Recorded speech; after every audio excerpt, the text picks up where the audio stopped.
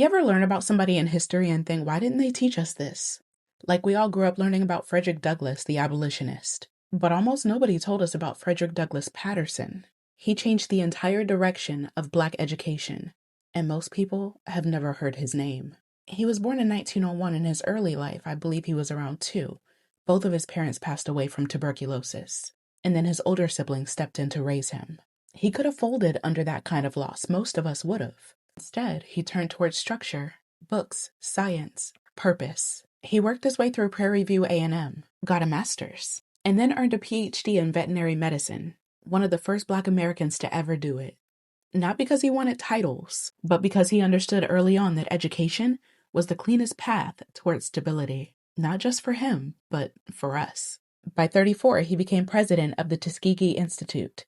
In the middle of the Great Depression, schools were closing, budgets were disappearing. Black students were being pushed into labor instead of classrooms. And Patterson walked in like, no, we're building anyway. He reorganized programs, strengthened the sciences, and then pushed for an aviation program people swore Black students couldn't handle. That program trained the Tuskegee Airmen, one of the greatest military success stories in U.S. history.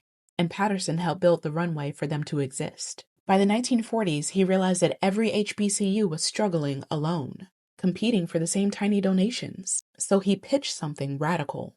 What if we stopped fighting separately and raised money together? That idea became the United Negro College Fund in 1944. UNCF wasn't charity. It was strategy. Long-term, coordinated, sustainable. And he built it quietly, no spotlight, just infrastructure. And today, UNCF is still the largest and most successful Black educational fundraising organization in the country. That structure exists because of him. This man advised presidents, shaped higher education policy, stabilized HBCUs when many were on the brink, and created scholarship pathways that launched Black doctors, lawyers, professors, engineers, scientists. He didn't lead marches. He didn't give any fiery speeches. He built the systems that made movements possible. Every time a Black student gets a UNCF scholarship, every time an HBCU campus expands instead of shuts down, that's Patterson's fingerprint. His story isn't loud, it's foundational. He fought for longevity, not attention. And that's why you need to know his name. Because some revolutionaries don't build movements, they build institutions. And institutions last longer than empires. Say his name, Frederick Douglass Patterson.